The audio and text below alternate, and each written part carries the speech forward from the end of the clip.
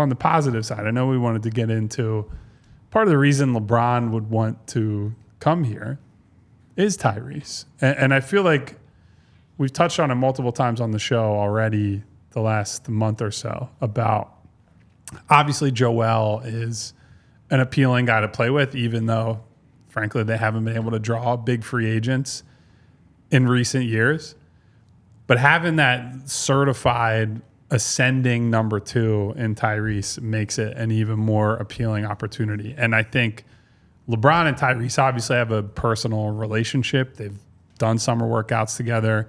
Tyrese is repped by Rich Paul, so certainly they share some circles, although I doubt 23-year-old Tyrese Maxey and 39-year-old LeBron are hanging out off the court all too often.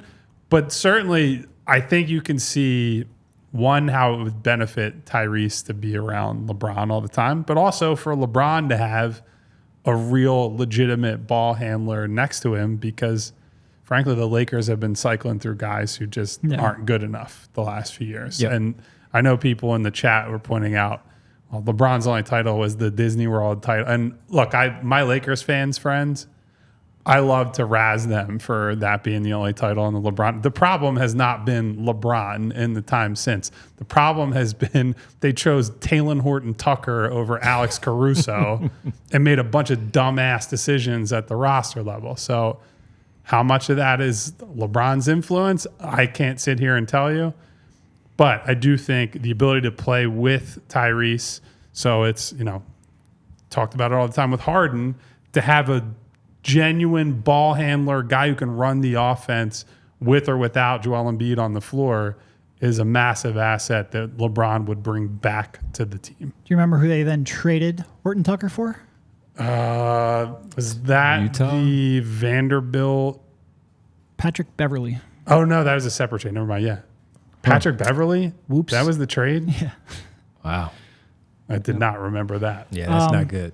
I thought it was part of the larger, later trade they made with Utah. Maybe that was a series of trades that ended up tying into each other. I forget, but yeah. Because he did end up in Utah. Yeah, so, yeah. But no, to have him, you're absolutely right, to have him with Tyrese Maxey, the relationship that they do have. Of course, it's the clutch piece of it. But we've seen where even when he's done something, the 50 points that he's dropped, making the All-Star team, congratulating him the way that he does on social media, he seems like he respects Tyrese Maxey as a young player in this league, and of course what his skill set is and what he can do out there on the basketball floor. And those two guys together, you kind of get a sense of it. I'm not saying that he's Kyrie Irving. I'm just simply talking about playing with a smaller guard and trusting that smaller guard the way that he did with Irving. The same thing, I believe it will be there with Tyrese Maxey, because even though LeBron hasn't been here, he has seen it from afar and knows what that guy can do. We've all seen what that guy can do. So having LeBron James with him as that other ball handler, you put another ball handler out there on the floor with them two to go along with Joel Embiid and whoever that fifth starter is, then that's just three different ways that they can really, at least from the perimeter, go after whoever they're trying to go after the opponent that particular night. Not to mention what Joel Embiid does from not only the inside but also on the outside, where he has those matchup problems for his defender the same way. So all of that stuff is the reason why we talk about it. I was having a conversation here with our buddy Lou.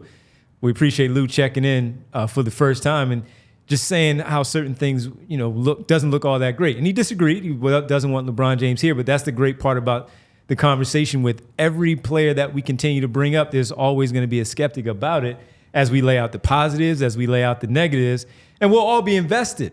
If he was here, real just like everyone anybody. Just saying, no! Yeah, right. In the chat we'll be day. invested in anybody. So it's going to be, but that also brings the fun to when the season does start, if they are to land player X, in this case LeBron James, because we're not going to have any choice but to talk about him. There are going to be a lot of games won. He's going to make a lot of plays, and we might see different versions of Embiid and Maxey in the case of playing with a different type of player in this. And the only version that we have seen in this way really is with Jimmy Butler, and Tyrese Maxey wasn't here yet to be Tyrese Maxey. Yeah. No, it'd be fascinating to see how Embiid would react. I think he was the one who would probably have to adjust the most. Sure. But then again, I think LeBron has such stature and Embiid wants to win so much. I truthfully think that Embiid would take whatever kind of step back would end up necessitating that. And then you have multiple different iterations of that team that you could roll out there, depending on matchup. And it would be real interesting to see how they stagger that. But look, not to go all. I'm glad Windy sort of stole this, but like he's staying in LA. Like I really don't. I think at the end of the day, like for being honest. I mean, we did it before. Even when we did, I don't remember OG. which one. OG was, and at the very end, beginning. we're like, and he's still not coming here, so it's all good. But we have to talk about it because it's a report. The Sixers are going to be in all of these reports. And he could theoretically be a free agent. If he's his agent already said on national TV, LeBron James is a free agent. So he slipped up on that, allowing us to talk about it here. So as long as he's a free agent, the Sixers have the money and the room for him. You absolutely have to talk about it. By the way, I don't even necessarily disagree with what you're saying, Derek, about Joel probably having to make the biggest adjustment.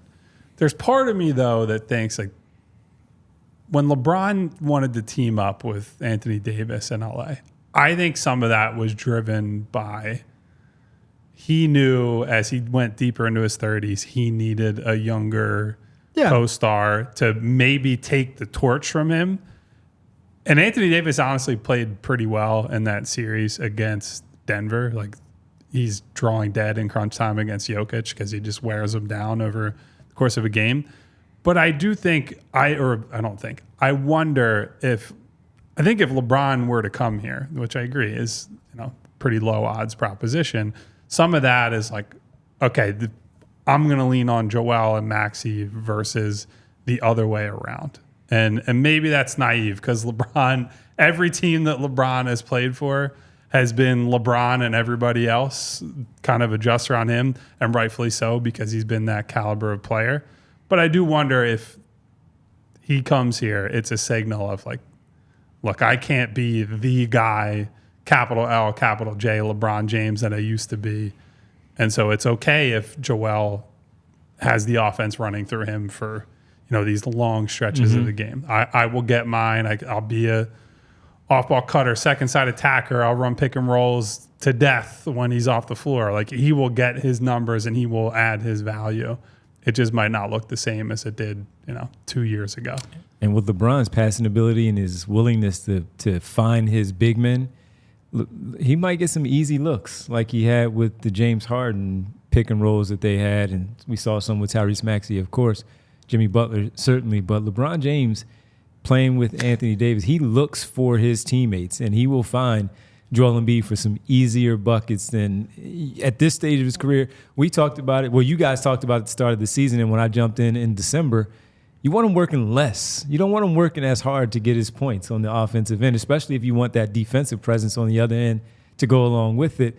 And if LeBron James is able to do that with his passing ability and Maxey just continuing to grow as a combo guard, but more with the ball in his hands as a point guard, that's a bonus to have LeBron James and his passing ability to make things easy like if for you could say, all right, Joel Embiid.